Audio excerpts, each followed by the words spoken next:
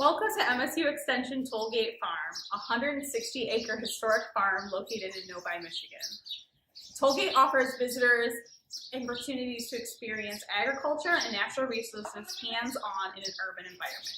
Today, we'll investigate goats and their stomachs. At Tollgate, we like to think like scientists and solve a mystery. Today's mystery is, what is the role of a goat on the farm, and how are they connected to the rest of the living things on the farm? Here we are in our animal barn, and our pastures are out here where the goats live. Let's take a minute and observe our goats in action. What do you notice about our goats? What do you wonder? What are our goats eating? Our goats, as our goats move around the pasture, they're eating plants. Can you eat lots of plants that grow in your yard?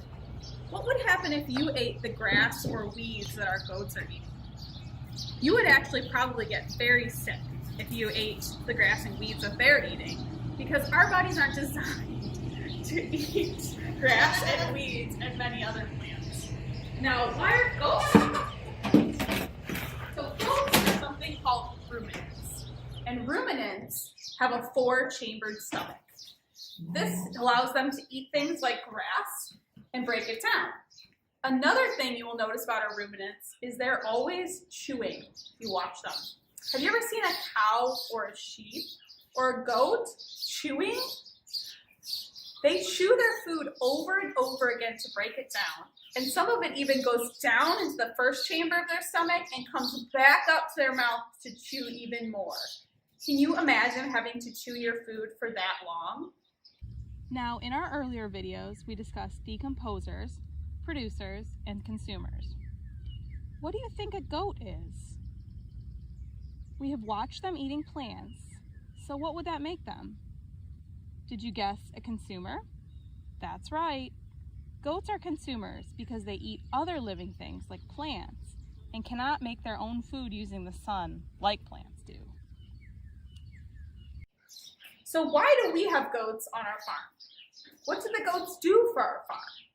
Some farms raise goats for meat, but on our farm, our goats are dairy goats. What does dairy mean?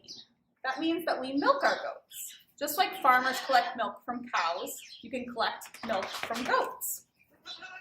Goat's milk can be used just like cow's milk to drink it, or you can make cheese out of it. Some people make soap out of goat's milk. Now let's watch as I milk one of our goats. All right, this is Gracie. She is one of our older goats. So Gracie has had a lot of babies, and as you notice, her udders are pretty full in the back, so she is ready to be milked. So before we milk our goats, we're always really careful. We use hand sanitizer on our hands, and then we dip her teats with this clean Close-up view of the teat dip. We also wipe it away with a wipe every time to make sure that everything's clean and good. This clean bucket that I have. What we're going to do is we're going to kind of squeeze the top and then use our fingers to kind of let the milk down. As I do it, like that, and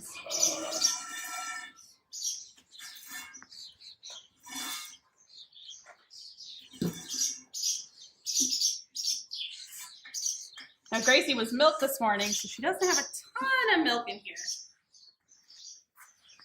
But if she hadn't been, we would have seen a lot. Now, Rachel Moran, our place-based livestock instructor, will show us how the milking machine works. The seat furthest away, and then the one closest to you, just so you don't cross-contaminate while you're reaching under. Then we use a teat wipe to remove a lot of the moisture to get them a little bit dry. Same thing, try not to cross-contaminate. And we'll turn our milking machine on and attach our claw. So this will just create some suction and kind of pulsate instead of being a constant suction like a vacuum, it'll pulse. So I'll show you when we hook it on, you can see the little inner inflation parts will kind of pulsate and you can see the milk come out.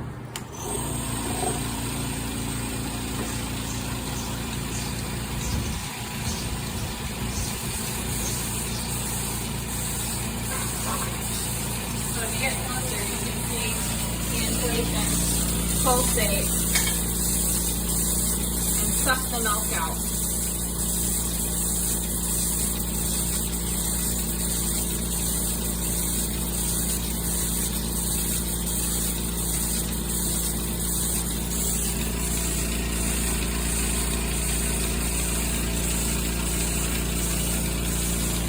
So our pump has a little gauge on it that tells us, and we make sure we're not getting too little suction or too much suction where it might be uncomfortable for her. So you'll see there's kind of a yellow line, that means it's too little, and a red line, that means it's too much suction, and you want to stay right in this little green zone.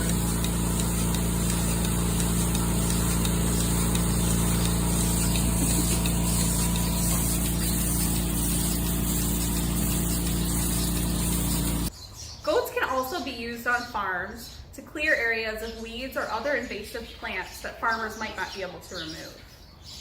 Now that we understand how our goats help us on the farm, how do they connect with other living things on the farm? What do goats eat? We talked about that, right? What they give us. But what do goats do for other living things on the farm?